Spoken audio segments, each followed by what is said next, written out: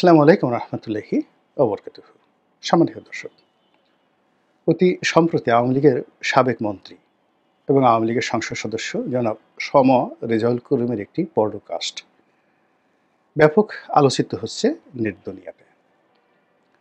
আওয়ামী লীগের অনেক নেতা এখন বিদেশি গণমাধ্যমে কিংবা বিভিন্ন ইউটিউব চ্যানেলে অথবা তাদের নিজেদের মধ্যে যে স্কাইপেতে তারা গ্রুপ মিটিং করেন কিংবা ইতিমধ্যে আওয়ামী লীগপন্থী যে সকল সাংবাদিক রয়েছেন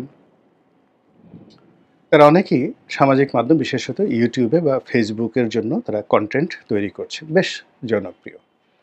এবং সে সকল যে কন্টেন্ট ক্রিয়েটর যারা রয়েছেন তাদের সঙ্গে আওয়ামী লীগের নেতারা খোলামেলা কথা বলছেন এবং তাদের সে সকল কথাবার্তা প্রায়ই ভাইরাল হচ্ছে এবং জনমত গঠনে ব্যাপক সাড়া ফেলছে। যেমন ধরুন, জনাব ওবায়দুল কাদের সাহেব তিনি ভারতের একটি সংবাদ মাধ্যমের সাথে কথা বললেন। তারপর তিনি কানাডা প্রবাসী এক সাংবাদিক নাজমুল সাকিব, তো তার যে নাগরিক টিভি, তার সঙ্গে কথা বললেন এবং উভয়টাই এখন রীতিমতো ভাইরাল। তো একইভাবে জনাব সম রেজাউল করিম তিনিও ইদানিং কথাবার্তা বলা শুরু করেছেন, আর তার কথাবার্তা বলার বা না বলার কোনো কারণ নেই। এর কারণ হলো বাংলাদেশে থাকতেও তিনি কথা বলেছেন এবং টেলিভিশন বিশেষ করে টক শোতে কথাবার্তা বলেই তিনি মূলত আওয়ামী লীগের যে নেতৃত্বের শীর্ষ নেতৃত্বের দৃষ্টি আকর্ষণ করেছেন। তিনি শীর্ষ আইনজীবী ছিলেন, আইনজীবী সমিতির সাধারণ সম্পাদক ছিলেন, ছাত্রলীগ করতেন, তারপরে একটি নামকরা কলেজের ভিপি ছিলেন, নির্বাচিত ভিপি ছিলেন ছাত্র জীবনে, সবই করেছেন। কিন্তু আওয়ামী লীগ রাজনীতির যে শীর্ষ পর্যায়ের দৃষ্টি আকর্ষণ বা রাতারাতি একেবারে আনিসুল হক আইনমন্ত্রী তার কন্টেম্পোরারি তাকে আওয়ামী লীগের মতো একটি সংগঠনের আইন সম্পাদক করা, পিরোজপুর একটি আসন থেকে মনোনয়ন দেওয়া, সরাসরি গৃহায়ন গণপূর্ত মন্ত্রী করা, এরপরে মৎস্যমন্ত্রী করা, দ্বিতীয় দফাতে আবার মনোনয়ন দেওয়া, এই সব কিছুর মূলে তার যে শক্তিমত্তা, সেটা ছিল গণমাধ্যমে কথা বলার ক্ষমতা। তো তিনি অনেক দিন সেই আগস্ট থেকে এ পর্যন্ত চুপচাপ ছিলেন এবং ইদানিং তিনি কথা বলা শুরু করেছেন এবং তার সেই প্রথম বক্তব্যটি রীতিমতো ভাইরাল হয়েছে। অস্ট্রেলিয়া প্রবাসী সাংবাদিক মিস্টার বারি, ফজলুল বারি, তো তার একটি পডকাস্টে জনাব সম রেজাউল করিম বাংলাদেশে 5ই আগস্ট তারিখে তার অবস্থা, তার পরিবারের দুরবস্থা এবং ওই সময়ের যে রাজনৈতিক প্রেক্ষাপট, তারপরে তিনি সেখান থেকে কিভাবে পালিয়ে গেছেন সীমান্ত কিভাবে পাড়িয়ে দিয়েছেন, সেখান থেকে কীভাবে ইংল্যান্ডে গিয়েছেন, ইন ডিটেলস তিনি বলেছেন। আমি ওই বিষয়গুলো পুনরাবৃত্তি করব না। আমি যে বিষয়গুলো সামনে আনার চেষ্টা করব সেটা হলো যে আওয়ামী লীগের মধ্যে অনেক নেতাকর্মী যেমন আছেন যারা মত এবং পথের ঊর্ধ্বে গিয়ে সাধারণ মানুষের সাহায্য এবং সহযোগিতা পাওয়ার জন্য তারা যোগ্যতা সম্পন্ন ছিলেন, যেমন সম রেজাউল করিম। তিনি যখন ধরে নিয়ে গেছিলেন যে 5ই আগস্ট তারিখে তার বাসায় যখন মব হচ্ছে, তিনি এবং তার স্ত্রী মবকারীদের হাতে ধরা পড়বেন এবং মারা যাবেন, গণপিটুনিতে মারা যাবেন। এটা যখন একেবারে ধরেছেন, ওই সময়টিতে এমন একজন লোক এসে তাকে সাহায্য করলেন যিনি এক সময় তার কাছ থেকে সাহায্য পেয়েছিলেন, মারাত্মক আইনি সহযোগিতা পেয়েছিলেন। তো এই ঘটনাটা আমি বিশ্বাস করি। এর কারণ হলো যে সম রেজাউল করিম আমার প্রতিবেশী। আমরা একই বিল্ডিংয়ে, আমাদের অফিস, আজকে 26-27 বছর ধরে প্রতিবেশী, একেবারে নিকটতম প্রতিবেশী এবং আমার খুব ঘনিষ্ঠ বন্ধু। যদিও তিনি মন্ত্রী হওয়ার পর তার সঙ্গে আমার ওইরকম যোগাযোগ ছিল না, কিন্তু আমাদের মধ্যে আন্তরিকতা ছিল। এবং আমার যে চরিত্র, আমি সবসময় করি কি, কেউ ক্ষমতাধর আমার বন্ধুবান্ধব, আত্মীয় স্বজন, ক্লাসমেট, তারা হঠাৎ করে কেউ যদি ধনী হয়ে যান, ক্ষমতাধর হয়ে যান, আমি তাদের থেকে একটু দূরে থাকি সবসময়। তো সম রেজাউল করিম সাহেবের সঙ্গে আমার সেই গলায় গলায় যে সম্পর্কটা, সেটি আমি ইচ্ছা করে দূরে সরে যাই যখন তিনি মন্ত্রী হয়ে যান। কিন্তু উনি কিন্তু দূরে সরেননি। উনি যখনই অফিসে আসতেন, লিফটের সামনে যখন দেখা হতো, আমি পালানোর চেষ্টা করতাম, উনি দৌড়ে আসতেন। এমনকি আমি পিছনে থাকলে উনি সামনে থেকে পিছনে এসে আমার সঙ্গে কথা বলতেন। এই যে তার যে অভ্যাসটি মন্ত্রী হওয়ার পর, এটা আওয়ামী লীগের কারোর মধ্যে আমি দেখিনি। এটা তার মধ্যে ছিল।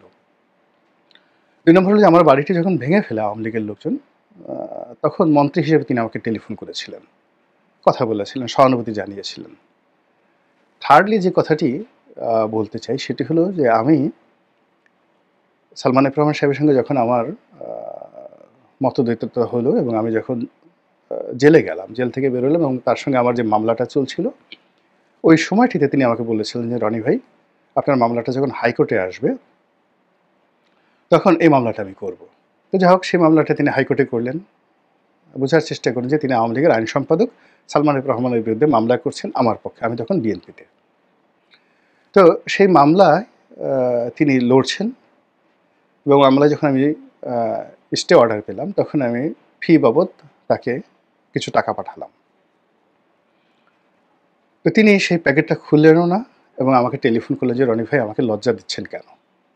বন্ধু মানুষ, আমি বিনা পয়সায় মামলাটা করব।" এবং সেই মামলাটা যতবার হাইকোর্টের শুনানি হয়েছে, আমি একটা পয়সা দিতে পারিনি। এমনকি সেই মামলার যে নকলের কপিটা, সেই কপিটাও তিনি উঠিয়ে তার লোক দিয়ে আমার অফিসে পাঠিয়ে দিয়েছেন।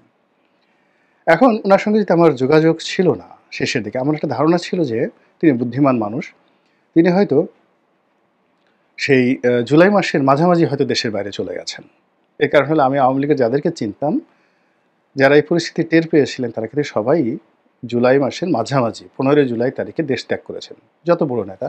তো সমর রেজাউল করিম সাহেব বুদ্ধিমান মানুষ, তিনি কেন থাকবেন? আমার ওইরকম একটা ধারণা ছিল। দ্বিতীয়ত হলো, মানুষ যখন বিপদে পড়ে, তখন তাকে টেলিফোন করা, তার অবস্থা জানা, এটা অনেক সময় কিন্তু একটা ঠাট্টা মশকরার বিষয়। এজন্য আমি আসলে তাকে টেলিফোন করিনি। তাকে ফোন করিনি একেবারে আগস্ট মাসের ৫ তারিখ পর্যন্ত। কিন্তু বাস্তবতা হলো যে আগস্ট মাসের ৫ তারিখে যদি তিনিই আমাকে টেলিফোন করতেন, আমাকে ফোন করতেন, আমি কিন্তু তার বাসায় যেতাম এবং তাকে আমার বাসায় নিয়ে আসতাম এবং আমি সর্বোচ্চ চেষ্টা করতাম যে তাকে সেভ করার জন্য। এটা হলো বাস্তবতা। তো এরকম আওয়ামী লীগের অনেক নেতাকর্মী যে এখনও আছেন, যারা আওয়ামী লীগের বাইরে গিয়ে বিএনপি অথবা সাধারণ জনগণ কিংবা অনেকের সমীহের পাত্র। এটি সমর রেজাউল করিমের এই বক্তব্যের মাধ্যমে আমি নিজে সাক্ষ্য দিলাম। যারা সেই ওবায়দুল কাদেরের বক্তব্য নিয়ে ট্রল করছেন, তারা শুধুমাত্র ওবায়দুল কাদেরের খারাপ দিকগুলো দেখেছেন। কিন্তু ওবায়দুল কাদেরের যে ভালো, ভালো অনেকগুলো দিক আছে, তার যে অনেক নেতা আছে, কর্মী আছে, সহানুদ্দায় আছে, ওটা কেউ দেখেনি। একইভাবে শেখ হাসিনাকে সবাই ফ্যাসিস্ট, ডাইনি, যা ইচ্ছে তাই বলছেন। কিন্তু বহু মানুষের সঙ্গে তার যে আত্মার সম্পর্ক, বহু মানুষ যে গড়াগড়ি করে তার জন্য কেঁদেছে এবং কাঁদছে, এই দৃশ্য এখনো পর্যন্ত বাংলাদেশে দ্বিতীয় কোনো রাজনৈতিক ব্যক্তিত্বকে দেখানো যাবে না। যাই হোক, তো রেজাউল করিম সাহেব এইভাবে সাহায্য পেলেন, সহযোগিতা পেলেন। দ্বিতীয় আরেকটা বিষয় হলো, তাকে যারা মবের হাতে তুলে দিয়েছে দ্বিতীয় দফাতে, তিনি তার সাক্ষাৎকারে বলেছেন যে সংসদ ভবন থেকে ওইরকম যারা উপকার করেছিল, এরকম এক উপকারীর কারণে তিনি প্রাণের রক্ষা পেয়ে বসুন্ধরার একটা বাড়িতে আশ্রয় নিয়েছিলেন এবং সেই বাড়িতে তাকে যে ট্র্যাক করেছিল এবং তার কাছে ৫০ লাখ টাকা বা ১০ কোটি টাকা সম্ভবত দাবি করেছিল, সে আর কেউ নয়, তার হাতে তৈরি করা ছাত্রলীগের জেলা পর্যায়ের একজন নেতা, যাকে সমর রেজাউল করিম নিজে নেতা বানিয়েছেন। তো এই যে দেখেন, বাংলাদেশে যা কিছু হয়েছে, আওয়ামী লীগের যে দুর্ভোগ এবং দুর্দশা, সমর রেজাউল করিমের কথা অনুযায়ী এর সঙ্গে ছাত্রলীগ জড়িত, যুবলীগ জড়িত এবং এর মধ্যে অনেক ছাত্রলীগ যারা জামাতের সাথে, বিএনপির সাথে যোগাযোগ রক্ষা করত। আবার জামাত এবং বিএনপির অনেক কর্মী যারা ছাত্রলীগের মধ্যে লুকায়িত ছিল এবং তারা এই সময় রেজাউল করিম সাহেবদের মতো লোকদেরকে কনভিন্স করে পদ বাগিয়েছে, পদবি বাগিয়েছে, আনুগত্য দেখিয়েছে এবং বিপদের সময়, আওয়ামী লীগের বিপদের সময় তারাই একেবারে টু দি পয়েন্টে জানিয়ে দিয়েছে ওর ওখানে জায়গা আছে, ওর ওখানে জমি আছে এবং যেখানে জামাতের লোক দরকার, যেখানে এনসিপির দরকার, যেখানে বিএনপির লোক দরকার, তাদেরকে নিয়ে এই যে আওয়ামী লীগের লোক যে অনেক মব করেছে এবং এখনও করে যাচ্ছে, এটা সমর রেজাউল করিমের বক্তব্যে কিন্তু ফুটে উঠেছে। তো এই যে রাজনীতির অনেক কাঁধা, অনেক যেটাকে বলা হয় ভেতরের কথা, অনেক গুপ্ত বিষয় চলে আসছে। এটা আগামী রাজনীতির জন্য একটা অশনি সংকেত এবং শিক্ষাও বটে। ২ নম্বর হলো যে দেখুন, সবার রেজাউল করিমের বক্তব্যে যেটা দেখলাম যে তিনি অনেক কষ্ট পেয়েছেন। তারপর রক্তাক্ত হয়েছেন। একেবারে ফেলানির মতো, ফেলানির লাশ যেভাবে কাঁটাতারে ঝুলেছিল সীমান্তে, তিনি ঠিক ঐরকম ঝুঁকি নিয়ে কাঁটাতারের যে বেড়া এটা অতিক্রম করেছেন এবং কাঁটাতারের বেড়া অতিক্রম করার সময় তিনি রক্তাক্ত হয়েছেন। সারা শরীর তার রক্ত ঝরেছে এবং তার আগে তিনি প্রায় ৪-৫ ঘন্টা একটা ময়লাযুক্ত, যেখানে মানুষ পায়খানা পেশাব করে, এরকম একটা ডোবা, এই ডোবার মধ্যে তিনি ৪ ঘন্টা তিনি সেখানে ডুবেছিলেন। তো এত কষ্ট করে যাওয়ার পরেও তিনি তার জীবনের প্রতি আশা হারিয়ে ফেলেননি। তিনি বয়স্ক মানুষ, এখন তার বয়স প্রায় অলমোস্ট ৬৫ থেকে ৭০-এর মধ্যে। কিন্তু তিনি জীবনের যে আকাঙ্ক্ষা এটা হারাননি, হতাশ হননি এবং আগামীতে তিনি বাংলাদেশে এসে আবার ইলেকশন করবেন না, আর আওয়ামী লীগের নেতা হবেন না, মন্ত্রী হবেন না, এইরকম ভাবভঙ্গি তার দেখে মনে হচ্ছে না। তিনি এখনও আশাবাদী আবার তিনি আসবেন। এখন জীবনের যে অভিজ্ঞতা এবং জীবনের যে নেতিবাচক দিক, জীবনের যে কষ্ট, এই কষ্টকে যারা ক্যাপিটালাইজ করতে পারে তাদেরকে প্রতিহত করা কিন্তু খুবই একটা কঠিন বিষয়। আওয়ামী লীগের যে সমস্ত লোকজন এই ৫ই আগস্ট থেকে এ পর্যন্ত যাদের সঙ্গে আমার দেশের বাইরে কথা হয়েছে বা যারা বক্তব্য দিচ্ছেন, তাদের কাউকে আহত বাঘ মনে হয়নি, তাদের কাউকে ফ্রাস্ট্রেটেড মনে হয়নি যে না, জীবনে আর রাজনীতি করব না। বরং তারা আবার নতুন করে স্বপ্ন দেখছেন, তারা আবার অর্গানাইজ হচ্ছেন, তারা আবার যুদ্ধে, মানে একটা রাজনৈতিক যুদ্ধে অবতীর্ণ হওয়ার জন্য ব্যাপক প্রস্তুতি গ্রহণ করছেন। তারই যে নমুনা, এটা আমি জনাব সমর রেজাউল করিমের বক্তব্যের মধ্যে দেখতে পেলাম। আর এই কারণেই তার সেই বক্তব্যটা এখন রীতিমতো ভাইরাল হয়ে পড়েছে। একইভাবে জনাব ওবায়দুল কাদের সাহেবের বক্তব্য কিন্তু ভাইরাল হয়েছে। কারণ হলো, আমরা যে ওবায়দুল কাদেরকে একেবারে শেষ করে দিয়েছিলাম, সেই ওবায়দুল কাদের আবার নতুন করে কণ্ঠ দিয়েছে এবং সেই কণ্ঠ আগের চাইতে পরিমার্জিত, পরিশীলিত, পয়েন্টিভ অ্যান্ড ডাইরেক্টিভ। আল্লাহ আমাদের সবাইকে হেদায়েত দান করুন এবং হেফাজত করুন। আসসালামু আলাইকুম ওয়া রাহমাতুল্লাহি ওয়া বারাকাতুহু।